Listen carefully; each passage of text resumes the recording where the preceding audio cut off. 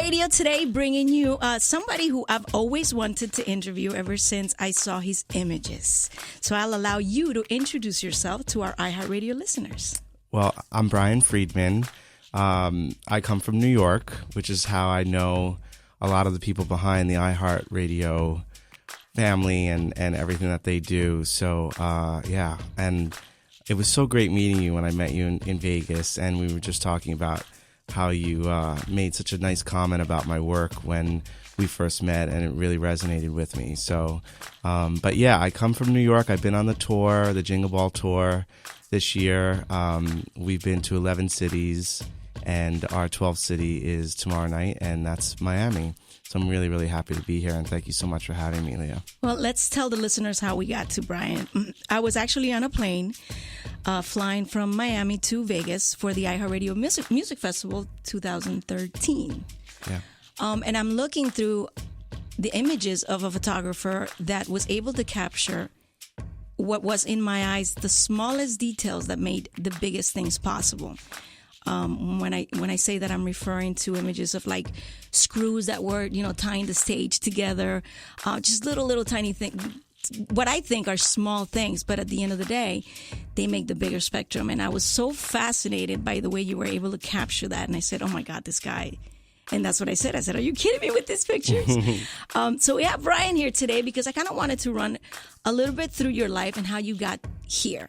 Not just to do images and photographs for practically everything that goes through our iHeartRadio brand, but how did you get to be an artist at what you do? So let's go back to the one moment when you remember vividly that you took a photograph and you said, man, this is really cool. When did that happen for you? I know exactly when it was. It was in the early 90s. It was, I shouldn't say exactly. It was either 1990 or 1991. It was at the U.S. Open, the tennis tournament.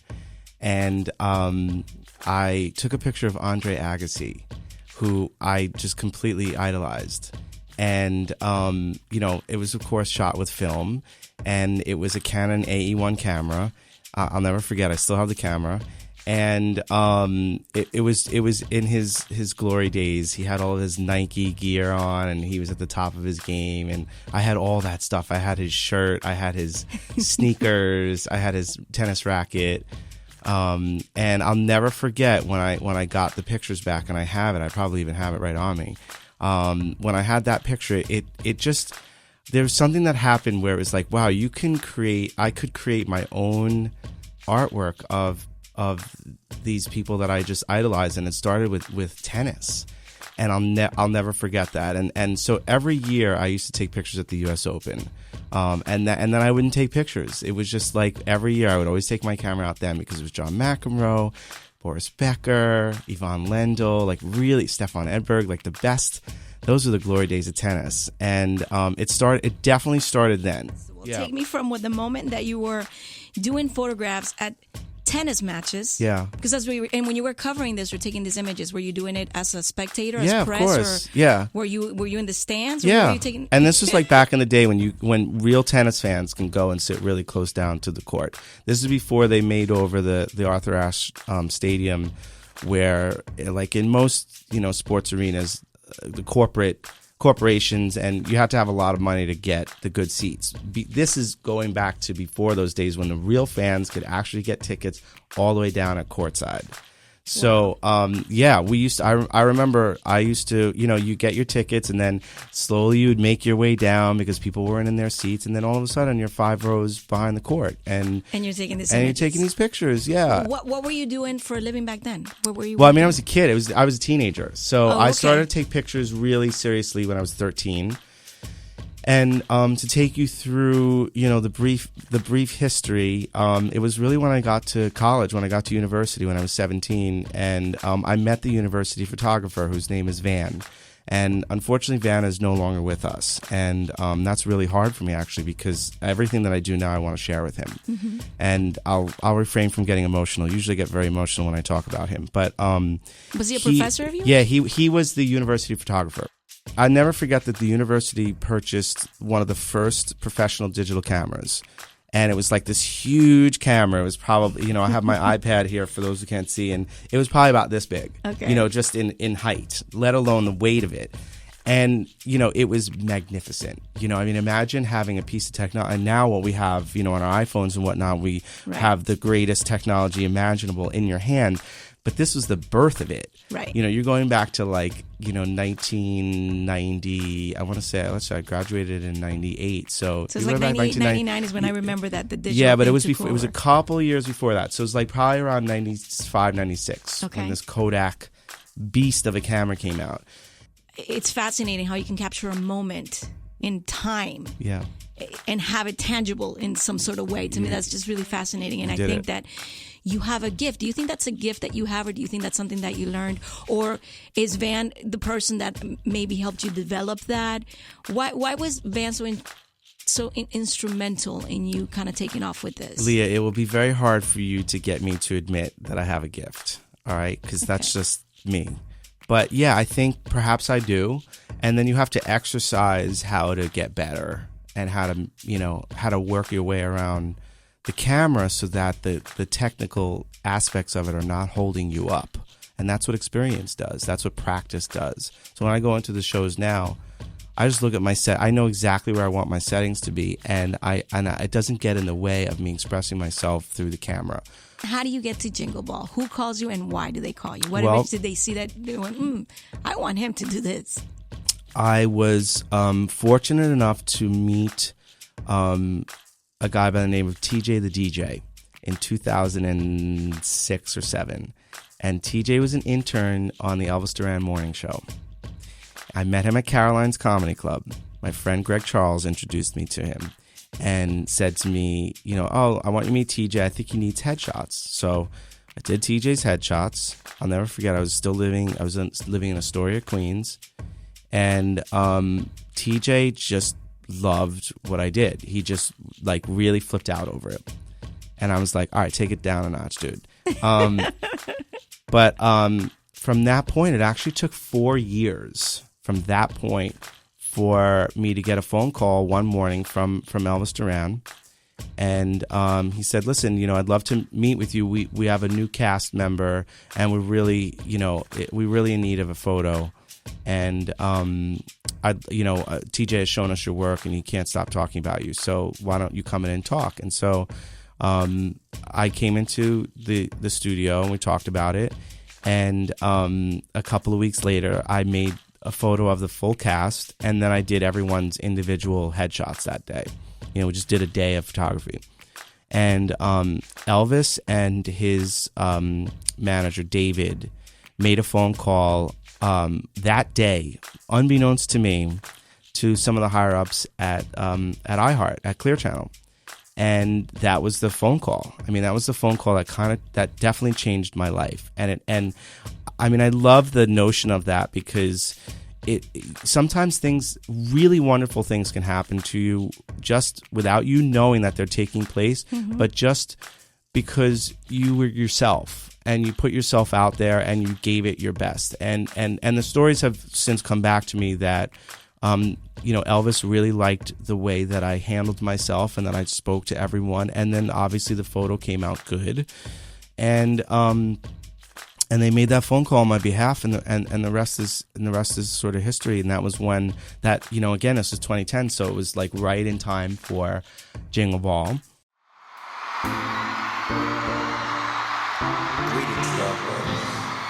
Get up out of your seat!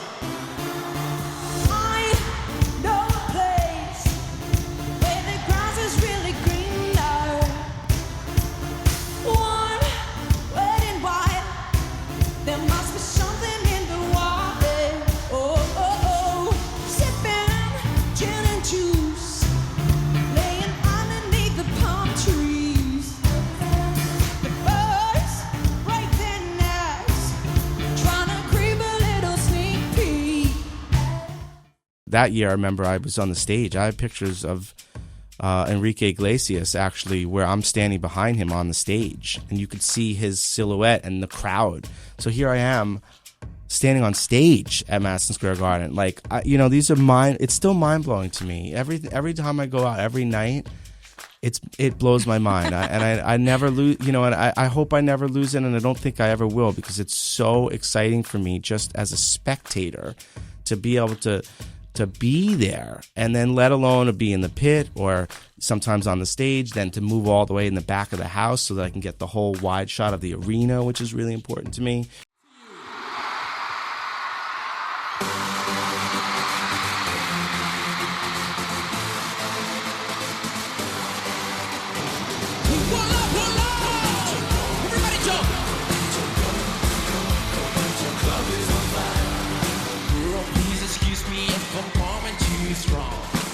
Tonight is the night we can really let go. My girlfriend's out of town and I'm all alone. Your boyfriend's on vacation and he doesn't have to know. No, you won't do the things I'm gonna wanna do to you. You know, Clear Channel then announced the iHeart brand and the iHeartRadio Music Festival. And for me, I was like, once I heard that Lady Gaga was going to be on the festival, I'm like, I don't care what I have to do. I don't care. Money it's not an object for me. I have to shoot this. Ladies, gentlemen, monsters, Lady Gaga! I remember when she was about to come on, I looked up, and I'm not very religious, but I looked up and I just said, God, please be with me right now. I need you right now, okay? And then she came on and I forgot what she opened with. You hadn't met her before, or seen her in person before? I had been to her show. I had not met her. Okay. I had not photographed her show. And I just clicked in. I clicked in because I'm like, Bri, this is the moment that you have been waiting for and working really hard for. And luckily, you know, she was on for more than 15 minutes. I think she did a very long set. I'll never forget it. She did like a 45 or 60 minute set. At Jingle Ball? At iHeart. Oh, because it was the first iHeart. It was and I'll tell you another little story. Again, having to do with an album. So I had a good 45 minutes to an hour to photograph her. And there were very few photographers. The place was on lockdown, and I was, you know, of course, you know, one of the photographers that had all access, and so I made use of every square foot of that arena to try to get these great angles of her.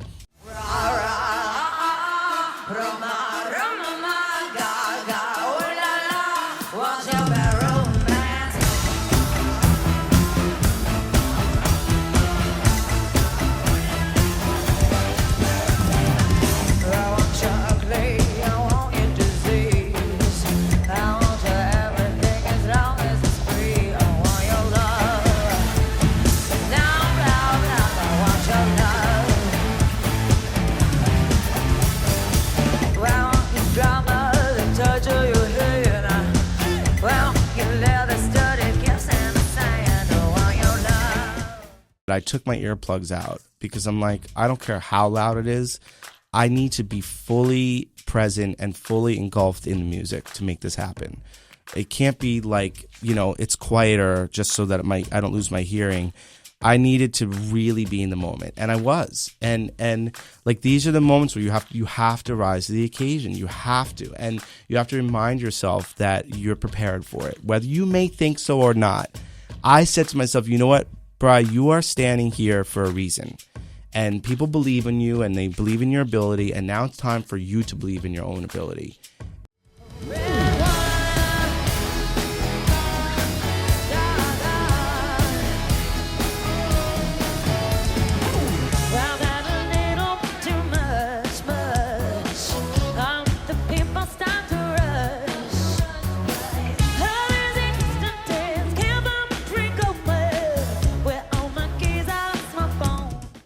That night, Sting came out and did a duet with Gaga. Oh. And Sting is also one of my favorites. Did you know he was going to come out? Yes, I did. Okay.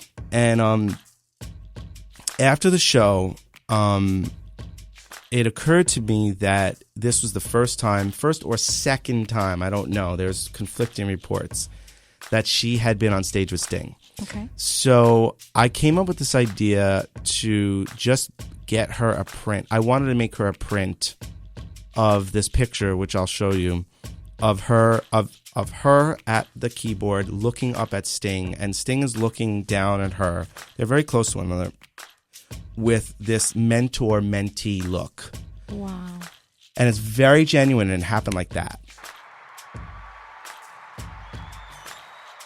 To my fortune, she was then headlining, 3 months later, she was headlining Jingle Ball 2011.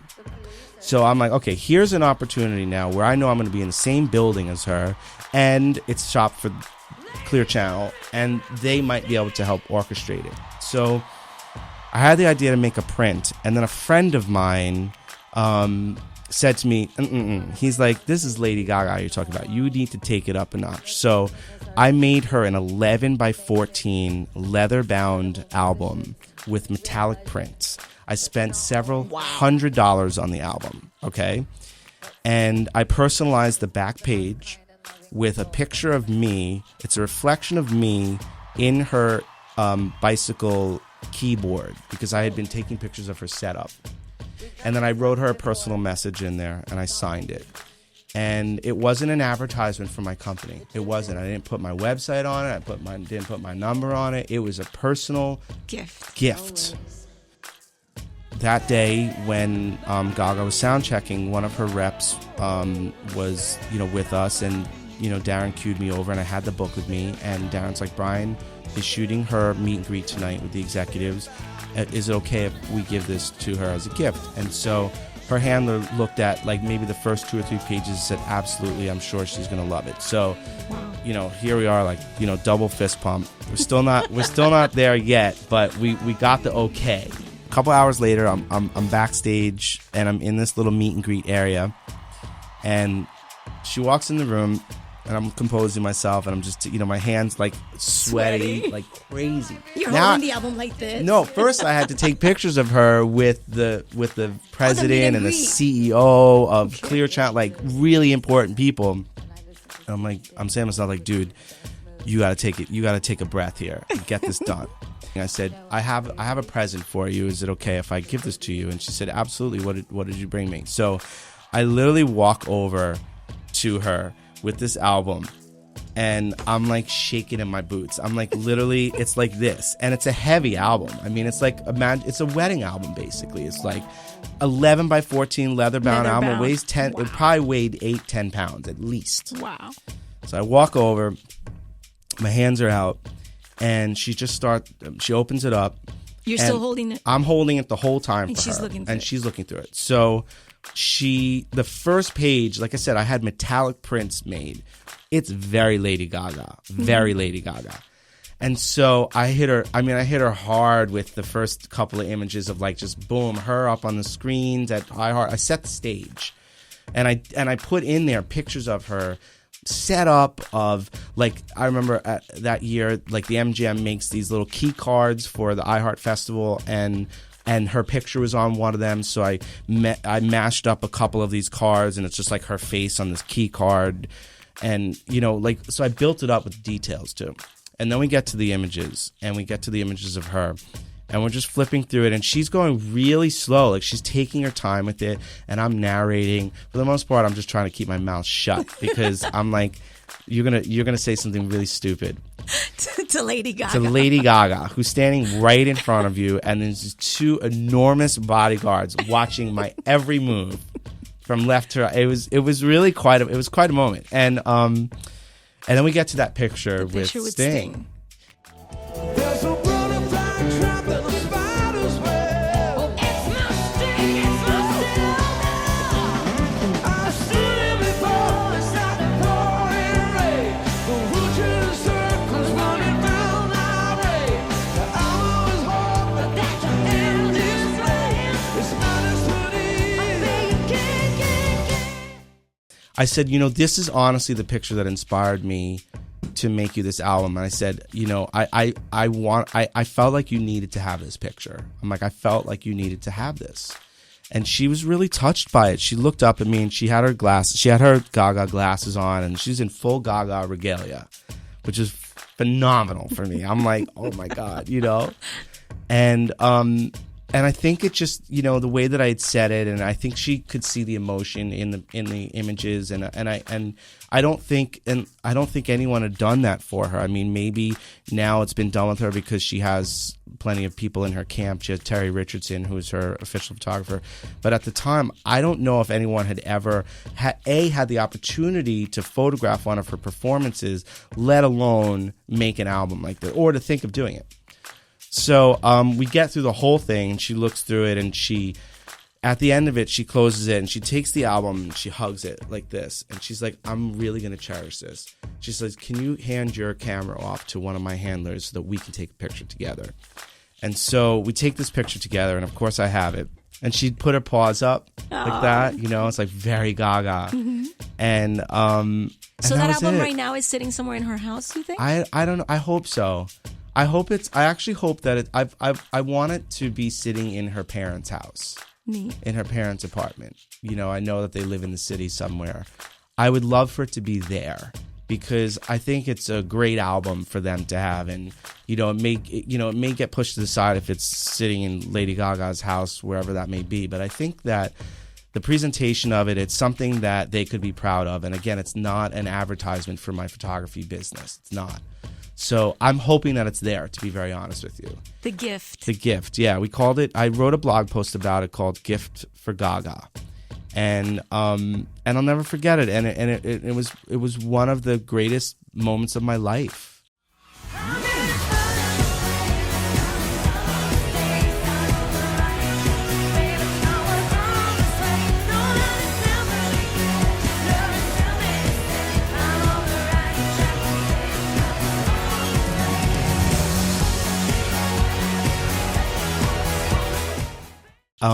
It's a dream. This whole thing is a dream come true. It's nothing shy of it. And I go to sleep at night and I'm like, I can't believe, I literally would say, I can't believe this.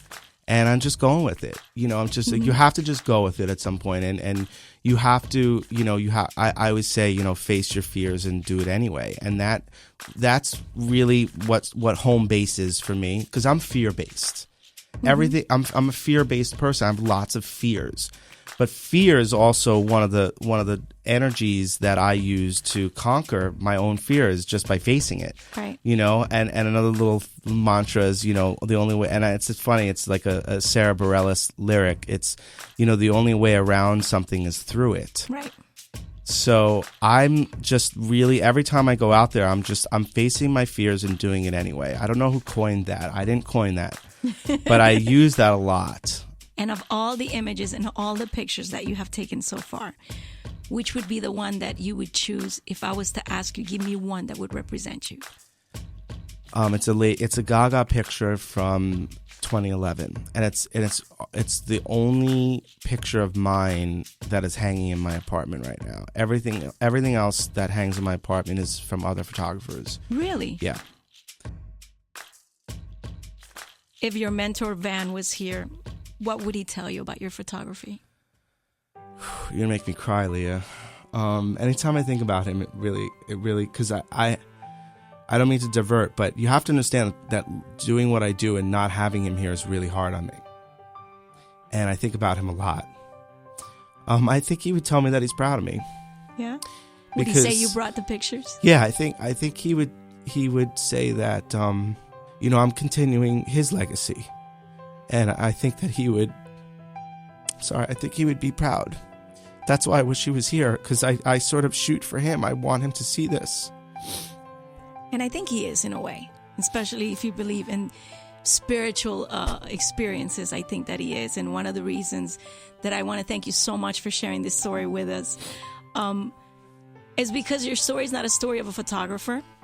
Your story is a story of somebody who really took a risk, of somebody who wanted to prove something, of somebody who had a dream and has expanded on that dream beyond what I think you even expected. Definitely. And I think that there's so many people in that situation where they don't know if they should jump or they should not jump. And hearing stories like this inspires them to go after what they really are gifted at, which I truly believe you are. I think you're such a gifted artist. I can't even call you a photographer, because you're photography drew me to you, and then meeting you was like, oh, and he's also cool.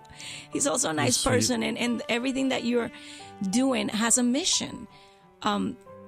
Just the fact that you mentioned to me that you would love to be like in a plane with one of these artists, and I know, and for what I know of you and having been with you in certain experiences, I know it's not about the status.